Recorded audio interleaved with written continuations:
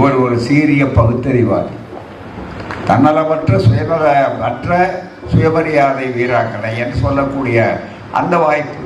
ஏனென்றால் அந்த பாரம்பரியமே மானமிகு சுயமரியாதை. கனிமொழி அவர்கள் குழந்தை பருவத்திலிருந்து அவர்கள் உண்டது சுயமரியாதை பால். அதுதான் நினைத்து பார்க்கிறோம், பகுத்தறிவு பால்.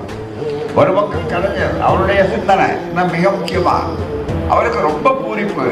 கனிமொழி அவர்கள் பகுத்தறிவாளராக இருக்கும்போது அதை எல்லா வகையிலும் அவருக்கு பூரிப்போட மகிழ்ச்சியோட குழந்தையா இருக்கும்போது சொல்லுவாங்க. அன்னை மணியம்மையார் அவர்கள் அவருடைய தயார் அவர்களை எல்லாம் வந்த நேரத்தில் அந்த படம் தான் இருக்கு, எப்படியே குழந்தை பருவத்திலிருந்து. ஆகதான் அந்த அவருக்கு வேற கொள்கையே, அதாவது இந்த எதிர்கேள்வி இதெல்லாம் இப்போ இந்த இயக்கம் என்னென்ன எதிர்ப்புகளை சந்திக்கிறதோ அதெல்லாம் இப்போ சந்திக்கிறாருன்னா பழைய பாக்கியெல்லாம் அவர் வசூல் பண்ணிட்டு இருக்காருன்னு அர்த்தம். அதுதானே தவிர வேற. அதுதான் எங்களுடைய பாரம்பரியம். அப்படிப்பட்ட சூழ்நிலையில வந்திருக்கக்கூடிய அருமை நம்முடைய கவிஞர் கனிமொழி கருணாநிதி அவர்களே